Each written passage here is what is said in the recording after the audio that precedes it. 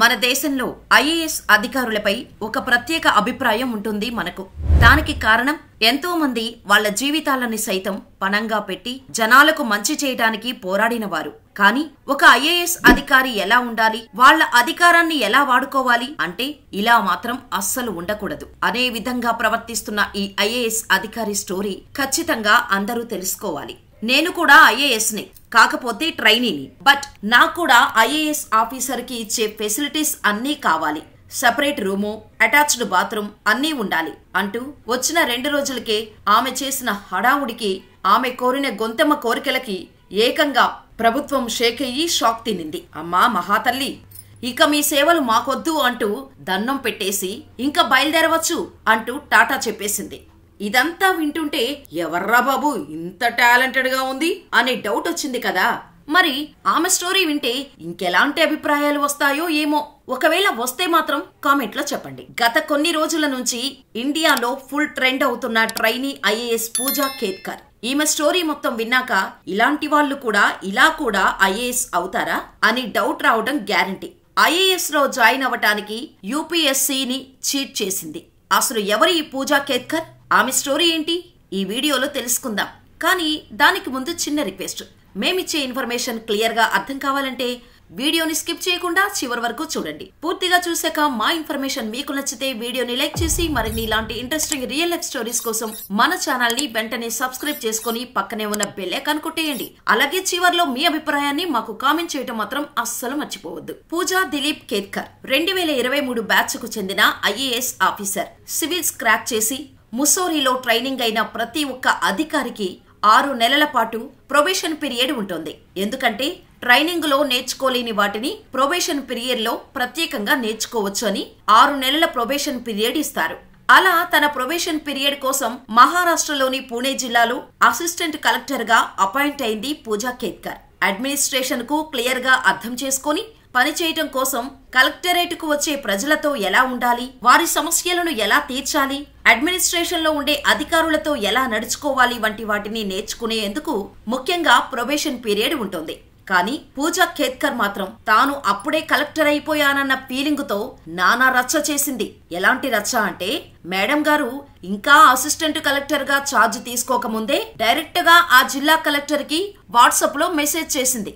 నాకు ఎటువంటి ఫెసిలిటీస్ ఇస్తారు, నాకు రూమ్ ఎక్కడ అసైన్ చేస్తారు అని అడిగింది. పోనీలే పాపం తెలియదు కదా, కొత్త కదా, ఉండే కొద్దీ నేర్చుకుంటుందిలే అని అనుకున్న ఆ జిల్లా కలెక్టర్ సుహాస్ దివాసే, అమ్మా ట్రైనింగ్ పీరియడ్ లో ఉన్న ఎవరికి ఎటువంటి ఫెసిలిటీస్ ప్రొవైడ్ చేయరు, వాటిని మీరే చూసుకోవాలి అని చాలా మర్యాదగా చెప్పారు. కానీ కలెక్టర్ చెప్పింది నమ్మకుండా డిప్యూటీ కలెక్టర్లకు వాట్సాప్ లో మెసేజ్లు పెట్టి మళ్లీ సేమ్ క్వశ్చన్ అడిగింది పూజ.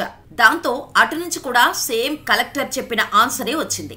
దీంతో అలా ఏం కుదరదు, నేను ఉండేందుకు ఇల్లు ఇవ్వాలని పట్టుబట్టింది. అయితే అక్కడితో ఆగితే ఇంత పెద్ద ఇష్యూ జరగకపోయేది. కానీ మేడం మరింత ఎక్స్ట్రీమ్ కు వెళ్లిపోయారు. కలెక్టర్ ఆఫీస్ లో తనకు నచ్చిన చోట కూర్చుంటానని ఆర్డర్స్ వేసింది. దానికి అలా ఎలా కుదురుతుంది, మీకు కేటాయించిన రూమ్ లోనే కూర్చోవాలని కలెక్టర్ చెప్పినా వినలేదు. కలెక్టర్ ఆఫీస్ లో పూజాకు 4th ఫ్లోర్ లో రూమునిచ్చారు. కానీ అందులో అటాచ్డ్ బాత్రూమ్ లేదని అక్కడ కూర్చోను అని చెప్పింది. అయితే పూజా తండ్రి దిలీప్ ఖేత్కర్ కూడా మాజీ ఐఏఎస్ ఆఫీసర్. దాంతో కూతురు కష్టపడిపోతుందని ఫీల్ అయిన తండ్రి దిలీప్ కూడా కూతురికి వత్తాసు పలకటం స్టార్ట్ చేశాడు. ఏకంగా కలెక్టర్ ఆఫీస్ దగ్గరకు వెళ్లి తన కూతురికి కూడా విఐపి హాల్లో సీటు కేటాయించాలని అడిగారు. దాంతో సర్లే పోని అని అక్కడ కూర్చోటానికి ప్లేస్ ఇస్తే ఎలక్ట్రికల్ ఫిట్టింగ్స్ సరిగ్గా లేవని కంప్లైంట్ చేసింది పూజ.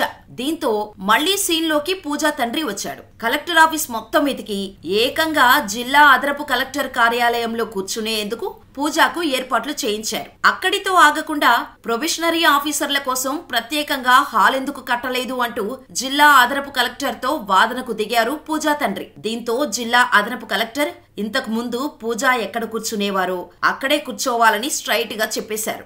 ఆ తర్వాత ఆయన మంత్రిత్వ శాఖలో పనిచేయటానికి వెళ్లారు. అప్పుడే పూజ అదనపు కలెక్టర్ ఛాంబర్ లో ఉన్న వస్తువులన్నిటినీ తీయించేశారు. తన పేరుతో ఉన్న నేమ్ బోర్డును పెట్టుకున్నారు.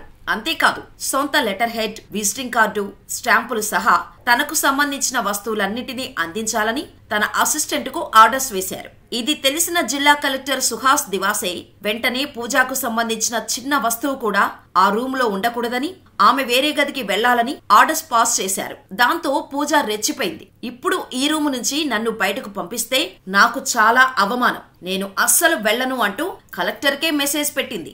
ఇక పూజ తండ్రి సైతం కలెక్టర్ సుహాస్ దివాసే అధికారిగా ఉండి నా కూతుర్ని టార్చర్ చేస్తున్నారు, దీనికి కాన్సిక్వెన్సెస్ ఎదుర్కోవాల్సి ఉంటుంది అని బెదిరించారు. దీంతో కలెక్టర్ సిఎస్ కు కంప్లైంట్ చేయడంతో ట్విస్టుల మీద ట్విస్టులు బయటకు వచ్చాయి. ఫస్ట్ ఆమెను పూణే నుంచి వాసిం కు ట్రాన్స్ఫర్ చేశారు. ఆ తర్వాత ఆమె గారు వెలుగబెట్టిన ఘనకార్యాలన్నీ వెలుగులోకి వచ్చాయి. ప్రైవేట్ ఆడి కారుకు సైరన్, మహారాష్ట్ర ప్రభుత్వ స్టిక్కర్, విఐపి నెంబర్ ప్లేట్లను అనుమతి లేకుండా వాడటంతో మొదలైన వివాదం తీగలాగితే డొంక కదిలినట్టుగా ట్రాఫిక్ ఫైన్స్, సెటిల్మెంట్లు, ఇతర అధికారులపై ప్రెజర్ చేయడం ఇలా ఒక్కొక్కటి బయటపడ్డాయి. పూజా తల్లి ఏకంగా గన్ను గురిపెట్టి రైతులకు వార్నింగ్ ఇస్తున్న వీడియోలు సైతం వైరల్ అయ్యాయి. అయితే అసలు పూజ ఎలా ఐఏఎస్ అధికారి అయిందన్న ప్రశ్న కూడా ఇప్పుడొస్తోంది. 2023 బ్యాచ్ కి చెందిన పూజా కేత్కర్ యూపీఎస్సీలో 841 ర్యాంకు వచ్చింది. అసలు ఆమెకు ఎలా ఐఏఎస్ క్లియరెన్స్ వచ్చిందని ఆర్టీఐ కార్యకర్త విజయ్ కుమార్ ప్రశ్నించారు. పూజా కేత్కర్ ఓబీసీ నాన్ క్రిమిలేయర్ కోటాలో ఐఏఎస్ అధికారిగా సెలెక్ట్ అయింది. ఆమె తండ్రికి 40 కోట్ల రూపాయల ఆస్తులు ఉన్నాయి. అయితే కోట్లల్లో ఆస్తులు ఉన్నవారు నాన్ క్రిమిలేయర్ కిందకు ఎలా వస్తారు అని ఆయన ప్రశ్నించారు. ఇదంతా ఒక ఎత్తైతే ఆమెకు పలు మానసిక సమస్యలు ఉన్నాయని, ఉద్యోగంలో చేరే సమయంలో మెడికల్ టెస్టులకు కూడా హాజరు కాలేదన్న ఆరోపణలు ఉన్నాయి. ఆమె ఎంబీబీఎస్ చదివేటప్పుడు కూడా తప్పుడు పత్రాలు ఇచ్చారని ఆమె చదివిన కాలేజీ సైతం అనౌన్స్ చేసింది. అయితే ఇవన్నీ దాటుకొని ఆమె ఎలా ఐఏఎస్ అధికారి అయ్యారనేది ఓ ప్రశ్నగా మిగిలిపోయింది. రోజురోజుకు కాంట్రవర్షియల్ అవుతున్న పూజా వివాదంలో యూపీఎస్సీ బోర్డు పూజా విషయంలో కలగజేసుకుంది. ఆమెను రీకాల్ చేస్తూ ముస్సోరీ ట్రైనింగ్ సెంటర్లో రిపోర్టు చేయాలని యూపీఎస్సీ ఆదేశించింది. అయితే దీనంతటికీ కారణం పూజ ఐఏఎస్ బ్యాక్గ్రౌండ్ ఉన్న ఫ్యామిలీ నుండి రావటమే. ఎందుకంటే పూజ తండ్రి మరియు తాత ఇద్దరూ ఐఏఎస్ అధికారిగా పనులు చేసిన వాళ్లే. అందుకే ఐఏఎస్ లో ఉన్న లొసుగులన్నీ బాగా తెలుసుకొని పక్కా ప్లాన్ తో ఐఏఎస్ లో జాయిన్ అయింది అని అనుకుంటున్నారు. పూజా బాగోతం తెలిసిన వాళ్లంతా ఇంకా మున్ముందు ఈమె గురించి ఇంకెన్ని నిజాలు బయటకొస్తాయో అని ఎదురు చూస్తున్నారు ప్రజలు. ఇది పూజా కేత్కర్ స్టోరీ. అసలు ఇలాంటి కలెక్టర్లు ఈ సమాజానికి అవసరమా కాదా? మీ అభిప్రాయాన్ని ఏంటో కామెంట్ చేయండి. ఈ వీడియోపై అప్డేట్స్ కోసం మన ఛానల్ ని సబ్స్క్రైబ్ చేసుకుని పక్కనే ఉన్న బెల్ ఐకాన్ కొట్టేసి నోటిఫికేషన్ ఆన్ లో పెట్టుకోండి.